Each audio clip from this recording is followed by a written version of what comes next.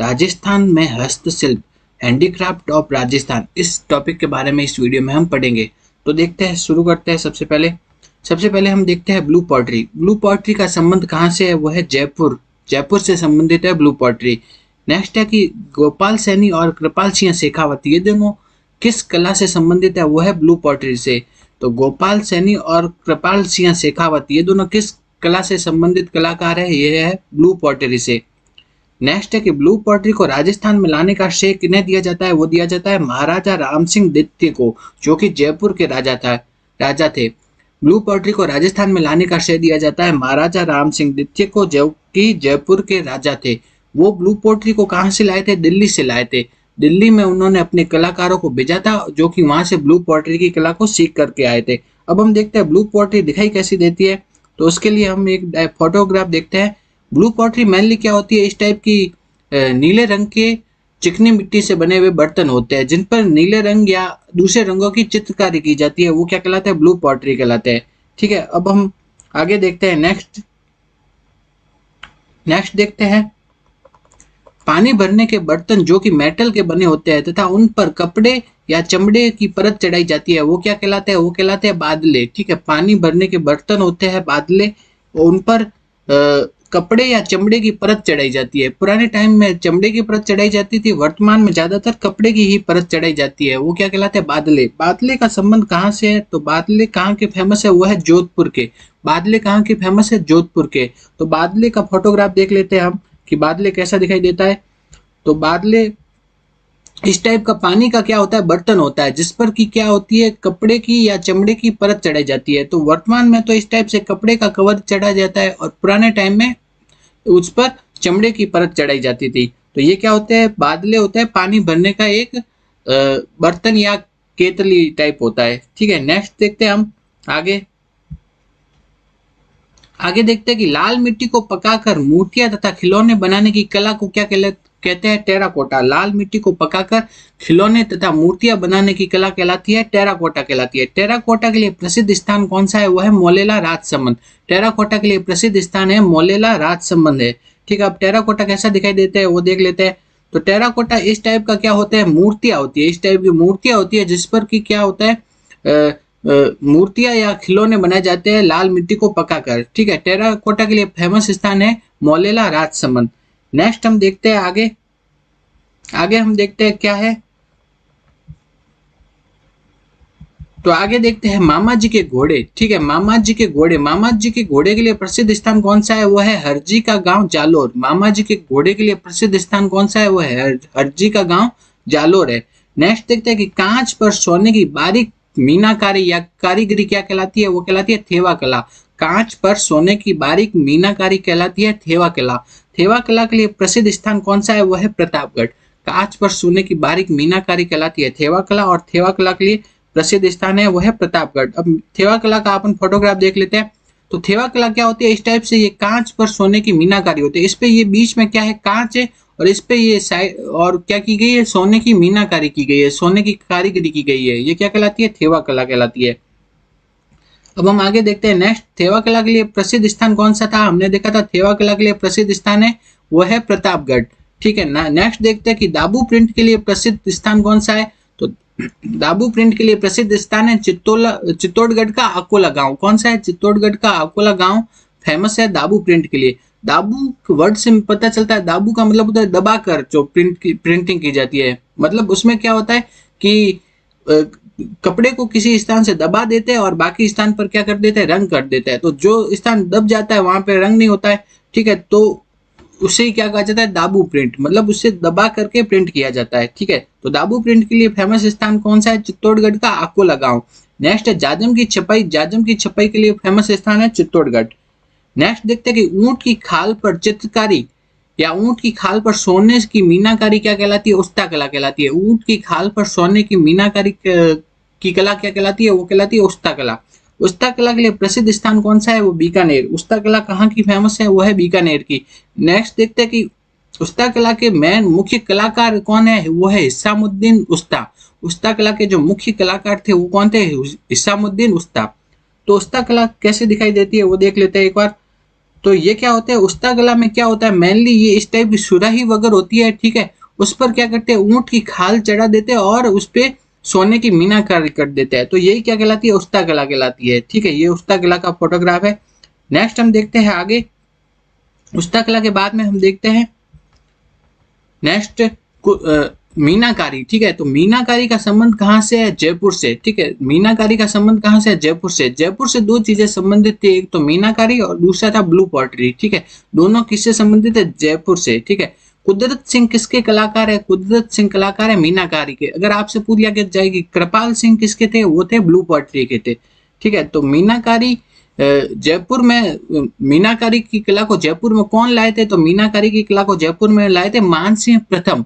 तो और अपन से देखा पूछा जाए कि है ना, ब्लू पॉटरी की कला को जयपुर में कौन लाए थे, वो लाए थे राम सिंह दित्य। ठीक है, राम सिंह दित्य तो किसको लाए थे, ब्लू पॉटरी की कला को।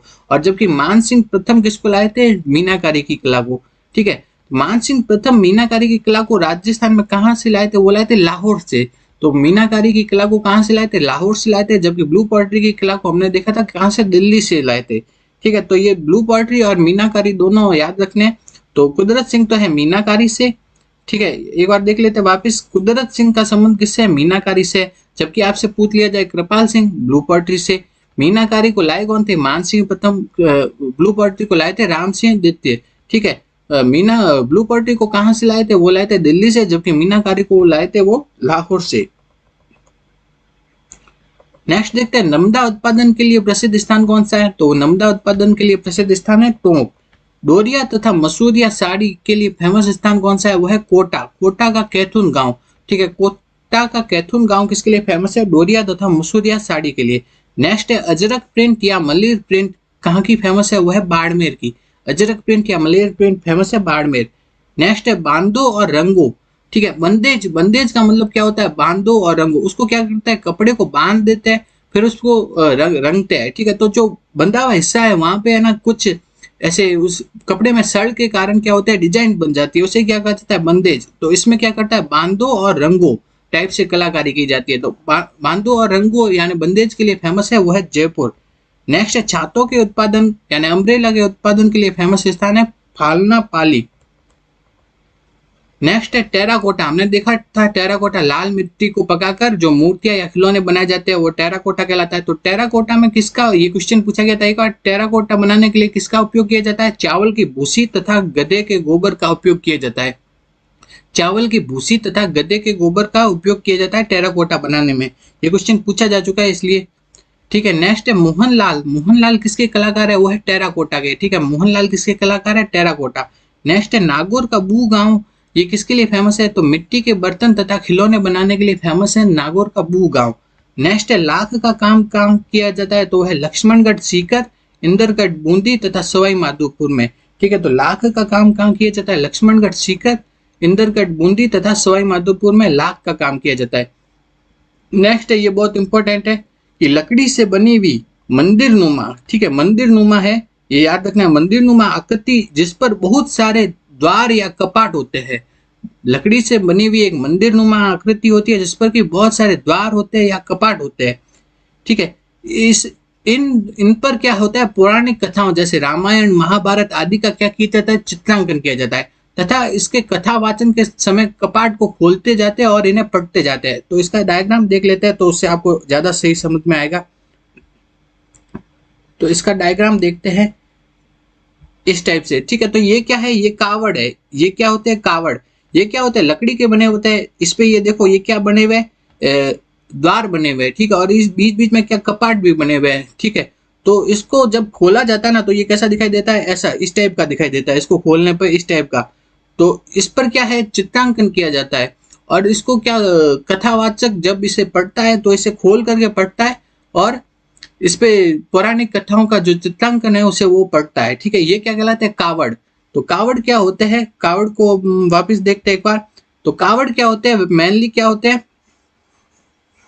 कावड़ क्या होता है, लकड़ी से बने हुए एक मंदिर नुमा आकृति होती है। ठीक, मंदिर नुमा हमने देखी, इस पर बहुत सारे द्वार होते हैं। ठीक है, ये बहुत सारे द्वार देख लो एक बार वापस आप, इस पे ये बहुत सारे ऐसे द्वार दिए हुए। ठीक है, ये द्वार है, दरवाजे और कपाट होते हैं। ठीक है, तो कपाट या बहुत सारे द्वार होते हैं जिन पर की पौराणिक कथाओं जैसे रामायण महाभारत इत्यादि का चित्रांकन किया जाता है। इस पे ये चित्र बने हुए थे और इसे खोल करके क्या कथावाचक इसे पढ़ता है, खोल इसे कथावाचक खोल करके पढ़ता है कथावाचन के समय, तो इसे क्या कहा जाता है, कावड़। तो कावड़ क्या है, एक मंदिर नुमा आकृति है जिसपर बहुत सारे द्वार या कपाट बने होते हैं और इस पे पौराणिक कथाओं रामायण महाभारत इत्यादि का चित्रांकन किया जाता है, वो क्या कहलाता है, कावड़। ठीक है, तो कावड़ का अगली प्रसिद्ध स्थान कौन सा है, वो है बस्सी चित्तौड़गढ़। कावड़ के लिए प्रसिद्ध स्थान कौन सा है, बस्सी चित्तौड़गढ़। मांगीलाल मिस्त्री किसके प्रमुख कलाकार है, वो है कावड़ कला के। कावड़ कला के प्रमुख कलाकार कौन है, मांगीलाल मिस्त्री। नेक्स्ट है, ये वाला क्वेश्चन बहुत इंपॉर्टेंट है, कंप्यूटर अनुदेशक एग्जाम में पूछा जा चुका है। ठीक है, तो कावड़ से ही मिलता जुलता है क्या, बेवान। ठीक है, तो इसमें वो कंफ्यूज हो गए थे ज्यादा बच्चे। तो बेवान क्या है, वो है लकड़ी से निर्मित क्या है, सिंहासन है। लकड़ी से निर्मित सिंहासन या देव विमान जिस पर की ठाकुर जी की मूर्ति को श्रृंगारित करके बैठाया जाता है और देव झूलनी एकादशी को उसकी उनकी झांकी निकाली जाती है। तो बेवान क्या होता है, लकड़ी से निर्मित क्या होता है, सिंहासन होता है। ठीक है, जिस पर ठाकुर जी की मूर्ति, ठाकुर जी मतलब कृष्ण भगवान की मूर्ति को श्रृंगारित करके बैठाया जाता है और देव झूलनी 11 को उनकी झांकी निकालनी जाती है, वो क्या कहलाता है, बेवान। तो बेवान का अपन फोटोग्राफ देख लेते हैं कैसा होता है। तो नेक्स्ट हम देखते हैं बेवान। तो बेवान क्या होता है, इस टाइप के ये मंदिर होते हैं, ये इस टाइप का मंदिर होता है। इसमें ठाकुर जी यानी कृष्ण भगवान की मूर्ति को स्थापित किया जाता है और देव झूलनी 11 को उनकी झांकी निकाली जाती है। ठीक है, तो ये क्या कहलाता है, बेवान। और जबकि अपन ने देखा है कि है ना, कावड़ क्या है, कावड़ इस टाइप का होता है। कावड़ में तो क्या होते हैं, दरवाजे और कपाट होते हैं जिस पर चित्रांकन किया हुआ होता है। और जबकि जो ये तो क्या हो गया, कावड़ हो गया। ये क्या है, कावड़ जिसपे है ना दरवाजे हैं और कपाट बने हुए हैं। जबकि जो बेवान होता है ना, बेवान इस टाइप का होता है, बेवान में कोई दरवाजे कपाट नहीं होते हैं। ठीक है, ये दोनों में कंफ्यूजन होता है, तो इसे सही से याद कर लेना। नेक्स्ट हम देखते हैं, अगला हम देखते हैं क्या है, कठपुतली निर्माण के लिए प्रसिद्ध स्थान कौन सा है। तो कठपुतली के निर्माण के लिए प्रसिद्ध स्थान है वो है उदयपुर। कठपुतली निर्माण के लिए प्रसिद्ध स्थान कौन सा है, उदयपुर है। ठीक है, नेक्स्ट है फट चित्रण। फट चित्रण के लिए फेमस स्थान कौन सा है, तो फट चित्रण के लिए प्रसिद्ध स्थान है वो है शाहपुरा भीलवाड़ा। कौन सा है, शाहपुरा भीलवाड़ा स्थान प्रसिद्ध है फट चित्रण के लिए। तो श्रीलाल जोशी का संबंध किससे है, वो है फट चित्रण से। फट चित्रण के प्रमुख जो कलाकार कौन है, वो है श्रीलाल जोशी। तो फट चित्रण हम देख लेते हैं, फट चित्रण कैसा है। तो ये क्या है, फड़ है। ठीक है, तो फड़ क्या होता है, मेनली कपड़े पर है ना चित्रांकन किया जाता है, मुख्यतः लोक देवताओं या अन्य कथाओं के बारे में, उनकी पूरी जीवनी के बारे में उनका चित्रांकन किया जाता है, वही क्या कहलाता है, फड़। फड़ के लिए फेमस स्थान हमने देखा कौन सा है, शाहपुरा भीलवाड़ा। और फड़ के प्रमुख कलाकार हमने देखे कौन थे, वो थे श्रीलाल जोशी। नेक्स्ट देखते हैं हम, नेक्स्ट देखते हैं राजस्थान हस्तशिल्प नीति कब लागू की गई, वो लागू की गई 2022 में। ऐसे याद कर सकते हैं कि हाथ हाथ दो है तो हस्तशिल्प नीति 22-22। ठीक है, इस टाइप से। हैंडीक्राफ्ट डिजाइन सेंटर कहाँ पे स्थित है, वो स्थित है जोधपुर में। नेक्स्ट हम देखते हैं राजस्थान लघु उद्योग बोर्ड निगम राजस्थान की हस्तशिल्प की वस्तुओं को किस ब्रांड नेम से बेचता है। तो ये जो राजस्थान लघु बोर्ड निगम है वो क्या है, हस्तशिल्प की वस्तुओं को एक ब्रांड नेम दिया हुआ है उसने, तो उस ब्रांड नेम का नाम क्या है, राजस्थली। राजस्थली नाम से वो हस्तशिल्प की वस्तुओं को बेचता है। नेक्स्ट है कि चंदू जी का गढ़ा जो कि बांसवाड़ा में स्थित है तथा बोडी गामा जो कि डूंगरपुर में स्थित है, ये दोनों स्थान किसके लिए फेमस है, ये है तीर कमान के निर्माण के लिए। एक तो है चंदू जी का गढ़ा जो कि बांसवाड़ा में है, दूसरा बोडी गामा जो कि डूंगरपुर में है, ये दोनों तीर कमान के निर्माण के लिए फेमस है। नेक्स्ट है कि खेसला के लिए फेमस कौन सा है, जालोर का लेटा गांव। ठीक है, जालोर का लेटा गांव किसके लिए फेमस है, खेसला के लिए। पाव रजाई के लिए फेमस है वो है जयपुर। कागज उद्योग कहाँ है, कागज का निर्माण होता है गोसुंडा चित्तौड़ तथा सांगानेर जयपुर में होता है। कागज उद्योग या कागज का निर्माण होता है गोसुंडा चित्तौड़ तथा सांगानेर जयपुर में। नेक्स्ट है ऊनी खादी की बरडी यानी कंबल, वो किसके लिए, उसके लिए फेमस स्थान है जैसलमेर। बकरी की खाल से बनाई जाने वाली वो क्या कहलाती है, जटपट्टी। क्या कहलाती है, जटपट्टी। जटपट्टी के लिए फेमस है जसोल, बाड़मेर, जिरोही, मांकला तथा गदहा। ठीक है, ये स्थान फेमस है किसके लिए, जटपट्टी के लिए। नेक्स्ट देखते हैं चुनरी। चुनरी के लिए फेमस स्थान है जोधपुर।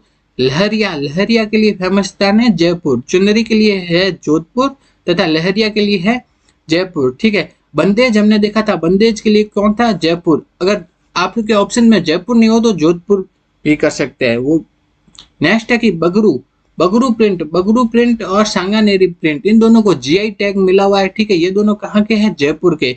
सांगानेरी प्रिंट के प्रमुख जो कलाकार है वो है मुन्नालाल गोयल। कौन है? मुन्नालाल गोयल। नेक्स्ट की गोटे का काम कहाँ किया जाता है? वह है खंडेला सीकर। गोटे का काम के लिए फेमस स्थान है खंडेला सीकर में। जरी का काम किया जाता है वो किया जाता है जयपुर में। नेक्स्ट है गलीचे का निर्माण है वो है जयपुर तथा टोंक में। कहाँ किया जाता है? जयपुर तथा टोंक में। दरियों का निर्माण है सालावास जोधपुर तथा टांकला नागौर में। दरियों का निर्माण है सालावास जोधपुर तथा टांकला नागौर में।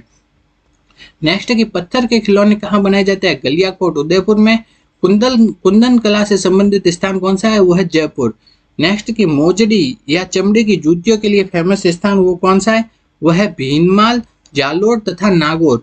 भीनमाल, जालोर तथा नागौर ये दोनों स्थान क्या है? चमड़े की जूती या मोजड़ी के लिए प्रसिद्ध